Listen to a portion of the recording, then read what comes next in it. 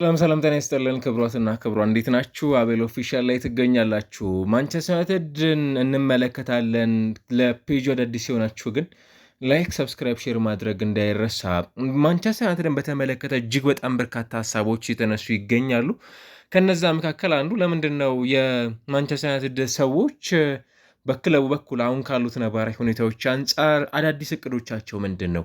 ከተጫዋቾች ጋር በተገናኘ በዝውውር ጉዳይ ላይ ከዛ ባሻገር ደግሞ በተመሳሳይ ከክለቡ የሚለቁ ተጫዋቾች የደሞዝ ቅነሳ ሀሳቦችም ጭምር የተነሱበት ይገኛሉ። ምን አዳዲስ ነገሮችን እንመለከታለን በዚህ ጉዳይ ላይ የሚሉትን ጉዳዮችም ጭምር ደግሞ በደንብ ሊነሱ የሚገቡ ናቸውና ምናልባት በዚህ ጉዳይ ላይ ከዩናይትድ ፈጽሞ ይለቃሉ ተብለው የሚጠበቁ ተጫዋቾችም ጭምር ደግሞ ይኖራሉ።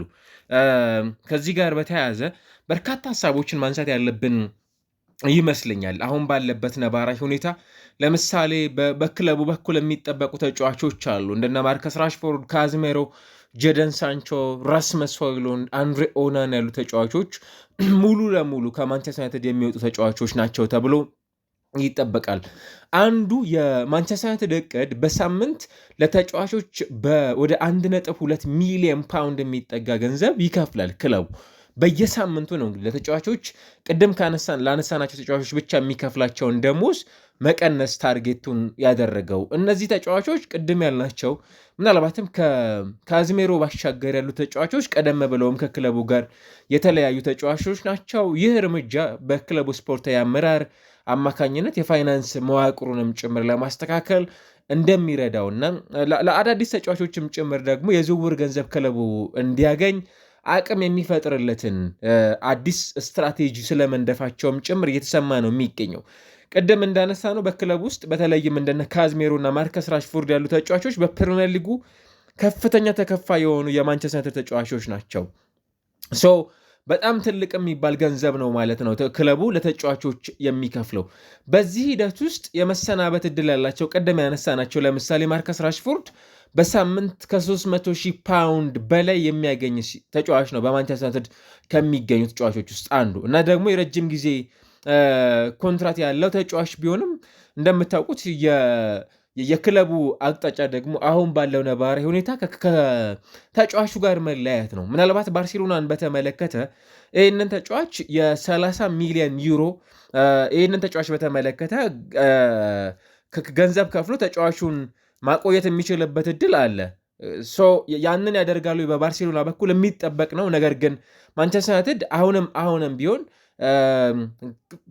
ከላይ ከተነሱት ሀሳቦች መነሻ አንጻር ማርከስ ራሽፎርድን አንዱ ዌጅ ቢላቸው እንዲቀንስላቸውም ጭምር ከሚፈልጓቸው ተጫዋቾች መካከል አንዱ መሆኑንም ጭምር ደግሞ እየተመለከትንባቸው እንገኛለን። ምናልባት በዚህ ረገድ ላይ በዩናይትድ በኩል ምን አዳዲስ ነገሮች አሉ የሚሉ ጥያቄዎችም ጭምር ደግሞ የሚነሱ ናቸው። ምናልባት ስማቸው ዘግይቶም ቢሆን የተነሳ የሚገኘው እንደነ ራስመስ ሆይሉንድና አንድሬ ኦናና ያሉ ተጫዋቾች ራስመስ ሆይሉንድ ይመስለኛል ብዙዎችን ሊያስማማ የሚችለው በቂ የሆነ የማንቸስተር ዩናይትድ ቆይታን ባለማግኘት በተለይም ከተጫዋቾች ጋር ተያዘው በጎሎች ኢንተርፕሬት ስለሚደረጉ የፊት መስመር ተጫዋቾች እሱ የዛን ያህል ትችት ሲደርስበት በጣም ጥሩ የሚባል ፈጣሪ የሆኑ አማካዮች በክለብ ውስጥ እንዳልነበሩም ጭምር ደግሞ ይነሳሉ።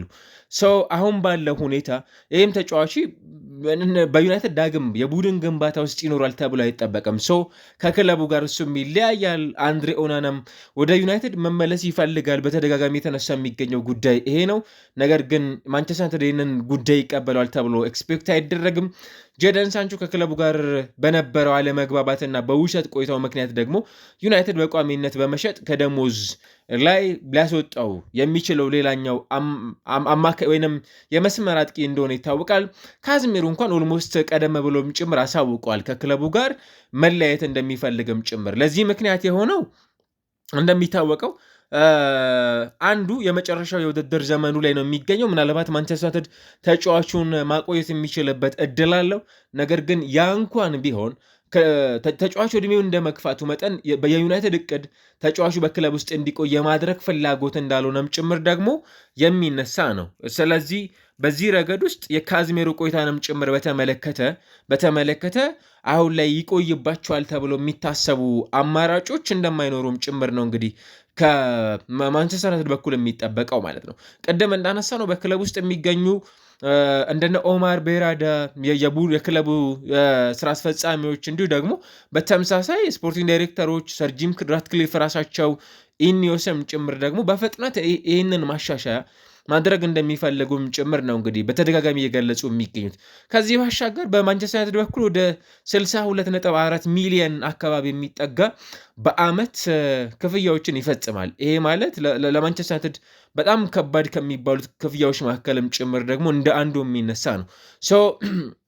ዩናይትድ አንዱን ቅጣት ማስቀረት ይኖርበታል ተብሏል በዚህ ቆይታዎች ውስጥ ማለት ነው። ምናልባትም ክለቡ እንደ ኤቨርተን እና ኖቲንግሃም ፎረስት ያሉ የነጥብ ቀነሳ ቅጣቶች እንዳይገጥሙትም ጭምር ደግሞ ያደርጋል። እንደዚህ አይነት ተጫዋቾችን ከክለብ ውስጥ በማስወጣት ውስጥ እንደ አዲስ የቡድን ግንባታዎችን ማከናወን ቅድም እንዳነሳ ነው ዩናይትድ ለዝውውር በጀትም ጭምር ደግሞ መፍጠር ይሆንለታል። በተለይም የእነዚህን ተጫዋቾችን ጉዳይ በተመለከተ አንዱ ቼልሲ ቤት በቅርብ ዓመታት የተመለከት ነው አሞርታይዜሽን በጣም አስደናቂው የሂሳብ አሰራር እንደሆነ ይታወቃል። አንድን ተጫዋች ለ8 ዓመት ትገዙታላችሁ። የ8 ዓመቱን ክፍያ በየዓመቱ ዲፕሪሺየት እያደረገ እንዲመጣ የሚያደርግ ለምሳሌ 100 ሚሊዮን ፓውንድ ቢገዛው በዓመት ከ12 ሚሊዮን ፓውንድ ያልበለጠ ገንዘቦችን አንድ ክለብ እየከፈለ ለ8 ዓመታት እንደዚህ አይነት ተጫዋቾችን እየከፈሉ ማቆየት አንደኛው አማራጭ እንደሆነም ጭምር ይታወቃልና ያንን የማድረግ እቅድም እንዳላቸው በማንቸስተር ዩናይትድ በኩል የሚጠበቀውና የሚያዘው እቅድ መሆኑንም ጭምር ደግሞ እየተመለከትንባቸው እንገኛለን ማለት ነው። ማንቸስተር ዩናይትድ የመጀመሪያውና ትልቁ ነገር ደሞዛቸው በጣም ከፍተኛ የሆኑ ተጫዋቾችን ከክለቡ ማራቅ ነው።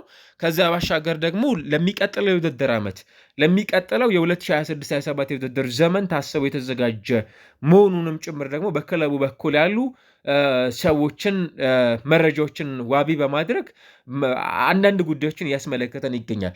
ለዚህ የ2026/27 የውድድር ዘመንን እቅድን በተመለከተ ገና ካሁኑ በክለቡ በኩል ለምሳሌ እነማን ይቆያሉ ስንል ሃሪ ማጓየር በአሁኑ ወቅት በማንቸስተር ዩናይትድ ከ190,000 ፓውንድ በላይ ሳምንታዊ ደሞዝ ያገኛል። ከፍተኛ የሚባል ነው።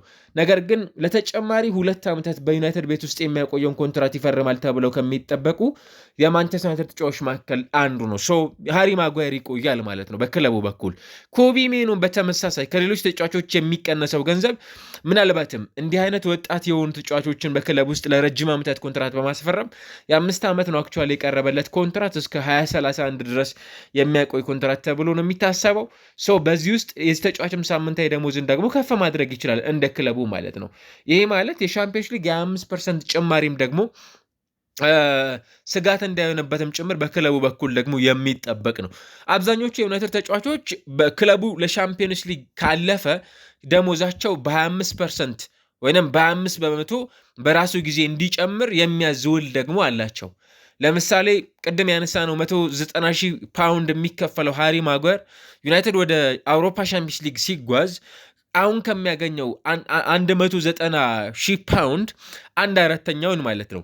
ያ ማለት ምናልባትም በክለብ ውስጥ ማለት ነው ወደ 62.5 ሚሊዮን ፓውንድ አካባቢ የሚጠጋ ገንዘብም ጭምር ለዚህ ተጫዋች ብቻ ማንቸስተር ዩናይትድ አድ ያደርጋል። ይሄ ማለት በክለቡ በኩል ዩናይትድ አሁን በእንግሊዝ ፕሪሚየር ሊግ የሚገኝበት 3ኛ ደረጃ ላይ በመሆኑ ምክንያት ለአውሮፓ ሻምፒዮንስ ሊግ የማለፍ ዕድሉ ብዙ የሚያጠያይቅ እንዳልሆነ ይታወቃል። በዚህ ምክንያት የማንቸስተር ዩናይትድ የሚቀጥለው የውድድር ዓመት እቅድ ገና ካሁኑ ክሊር መደረግ እንደሚኖርበትም ጭምር ደግሞ የምታውቁት ነው። ምናልባትም ከነዚህ ቅድም ከክለቡ ከሚሸኛቸው ተጫዋቾች ቢያንስ ወደ 150 ሚሊዮን ፓውንድ አካባቢ ገንዘቦችን ደግሞ አውጥተው እንደነ ኤሊዮት አንደርሰን ከኖቲንግሃም ፎረስት፣ ሉዊስ ሆል ከኒውካስል፣ እንደነ አሌክዛንደር ስኮት ከቦርንሞዝ ያሉ ተጫዋቾችን ደግሞ ክለቡ ያመጣል ተብሎ ይጠበቃል። ሳንድሮ ቶናሊንም ጭምር ደግሞ መዘንጋት ሳይኖርብን ማለት ነው። በእነዚህ ቆይታዎች ውስጥ የማንቸስተር ዩናይትድ የሚቀጥለው ውድድር ዓመት እቅድ እጅግ በጣም የተጠና የሚመስል እጅግ በጣም በክለቡ በኩል የሚቀጥሉትን የውድድር ዓመታትንም ጭምር በተመለከተ በክለቡ በኩል በትክክል የተጠና መሆኑንም ጭምር የሚያሳይ መሆኑን እያስተዋልንባቸው እንገኛለን። ለምሳሌ ለዚህ እንደ ምክንያት የሚነሱት የደሞዝ ክፍያ ጣሪያንም ጭምር በተመለከተ ብዙዎች ዌጅ ካፕ መፍጠር አንዱ ጉዳይ ነው ተብሎ ይጠበቃል። ምናልባት አዲሱ የክለቡ አመራር ወይም ኢኒዮስ ግሩፕ የሚባለው በክለብ ውስጥ ማንም ተጫዋች ቢመጣ ከ300,000 ፓውንድ በላይ ሳምንታዊ ደሞዝ እንዲከፈለው እንዳይከፈለው ማለት ነው አዲስ የክፍያ ጣሪያ ለማስቀመጥ ማቀዳቸውም ጭምር የተሰማው። ኢማጅን እንግዲህ ከዚህ በኋላ የሚመጣው የማንቸስተር ዩናይትድ በጣም ትልቁ ተጫዋች የሚባለው ከ300,000 ፓውንድ በላይ ገንዘብ አይከፈለውም። ከዚህ ቀደም ዴቪድ ዴ ያሉ ተጫዋቾች እንደነ ፖል ፖግባ እንዲህ አይነት በጣም ከፍተኛ አበጥ ያለ ገንዘብ የሚከፈላቸው ተጫዋቾች ናቸው ነበሩ፣ እንደነ ክሪስቲያኖ ሮናልዶ ያሉ ተጫዋቾች። አሁን በቡድን ውስጥ ያለውን የደሞዝ ልዩነት ያጠባል ይሄ አዲሱ ስትራቴጂያቸው። ተጫዋቾች ለገንዘብ ብቻ ሳይሆን ለክለቡ ክብር እንዲጫወቱም ጭምር ደግሞ ያደርጋቸዋል። ዩናይትድ በዝውውር ገበያው ላይ ተጫዋቾችን በከፍተኛ ደሞዝም ጭምር ደግሞ የማማለል ልምዱን እንዲያቆምም ጭምር ደግሞ ያስገድዳል። ለምሳሌ ማንቸስተር በጣም ትልቅ ገንዘብ ከፋይ ነው በሚል ተጫዋቾች ወደ ማንቸስተር ብቻ አስበው እንዳይመጡ ይልቁንም ባጁንና አርማውን ታሳቢ በማድረግ ወደ ኦልትራፎርድ እንዲመጡ የሚያደርጋቸውን እቅድ እንዲከተሉም ጭምር የሚያስገድድ ነው። ከዛ ባለፈ የማይክል ካሪክ ሚናንና ስልጣንንም ጭምር ደግሞ የሚወስድ ሊሆን ይችላል። በሚቀጥለው ጊዜያቶች ታታሪነት ላይ ትኩረት የሚያደርጉ ተጫዋቾች ወደ ኦልትራፎርድ የመምጣት እድል ይኖራቸዋል። በሜዳ ላይ የማይሮጡ ለቡድኑ የማይሰሩ ተጫዋቾችን በክለቡ በኩል በፍጹም የማይፈለጉ ተጫዋቾች ቅድም ያነሳናቸው ጄደን ሳንቾ፣ ከዛ ባሻገር እንደነ ማኑኤል ኡጋርቴ በነገራችን ላይ ስለ ቆይታቸው እርግጠኛ ሆኖ መናገር አይቻልም። ይለቃሉ ተብለው ከሚጠበቁ ተጫዋቾች መካከል አንዱ ነው። ወጣቶችን ተጫዋቾች ደግሞ ወደ ክለብ ውስጥ መሳብ አንዱ የክለቡ ቀዳሚ ፍላጎትና በሚቀጥለው የውድድር ዓመት ማንቸስተር ዩናይትድ ይተገብራቸዋልም ጭምር ተብሎ ከሚጠበቁ የቡድኑ በጣም ትላልቅ አንኳር ነጥቦች መካከልም ጭምር እንደ አንዱ የሚነሳ ሆኖ እያስተዋልነው እንገኛለን እና የማንቸስተር ዩናይትድ የ2026/27 የውድድር ዘመን እቅድ በጣም ቀላል እንዳልሆነ ክለቡ በሚቀጥለው የውድድር ዓመት የሚኖረው የእንግሊዝ ፕሪሚየር ሊግ ብቻ ሳይሆን አንዱ ዘንድሮ በተለይ ማንቸስተር ዩናይትድ ከረጅም ዓመታት በኋላ በአውሮፓ መድረክ በጣም ጥቂት የሚባሉ ጨዋታዎችን ያከናወነበት የውድድር ዘመን እንደሆነም ጭምር ይታወቃል። ይሄ በክለቡ ታሪክ ፌል እንዳደረገበት የውድድር ዘመንም ጭምር ይቆጠራል። ከካራቦ ካፕ፣ ከኤፍ ኤ ካፕ በጣም በቶሎ ከውድድሮቹ መሰናበት መቻሉ በክለቡ በኩል የሚቀጥለው የውድድር ዓመትንም ጭምር በተመለከተ እንዲህ አይነት ጨዋታዎችን በጣም ጥቂት የሚባሉ ጨዋታዎችን ብቻ እንዳያከናውን እንዲያደርገው ታሳቢ ያደረገ ውድድር ዘመን እንደሚሆንም ይጠበቃል። እና ደግሞ አንዳንድ ጥያቄዎች ለምሳሌ በናፖሊ ራስመስ ሆይሉንድ በ37 ጨዋታዎች 14 ጎሎችን አስቆጥሯል። አንዱ ኢንዲቪጁዋል የሆኑ ጥቂት ተጫዋቾችን ብቻ ስሞችን እያነሳን ተጫዋቾችን የማንተችበት ምክንያት እንዲህ አይነት ብቃቶች ይመስሉኛል። ለምሳሌ ካሜሩን የግብ ጠባቂ ኦናና ወደ ዩናይትድ መምጣት የማይፈለግበት ቆይታ ለምሳሌ ትራብዞንስፖር ቆይታው ብዙም የዛን ያህል ጥሩ አይደለም አይደለ? የዛን ያህል የሚያስተማምን እንዳልሆነም ጭምር ይታወቃል ከክለቡ ከተለያየ በኋላም እና የዛው ምናልባት በተርኪሽ ሊግ የመቆየት እድል ሊኖረው ይችላል። ዊዶን ነው ግን በቀጣይ ሌላው ከምንመለከታቸው ውስጥ የምናየው ጉዳይ ይሆናልና ናፖሊ ወደ 38.4 ሚሊዮን ፓውንድ የሚጠጋ ገንዘብ ለራስመስ ሆይሉንድ መክፈል ይኖርበታል ተጫዋቹን ለማቆየት። ባርሴሎና 26.2 ሚሊዮን ፓውንድ ሳምንታዊ ደሞዝን ወደ 325,000 አካባቢ የሚጠጋውን ተጫዋች በክለብ ውስጥ በማቆየት ኤንጀን ዩናይትድ ደግሞ ሌሎች ተጫዋቾችን ወደ ክለቡ ማምጣት ይፈልጋል።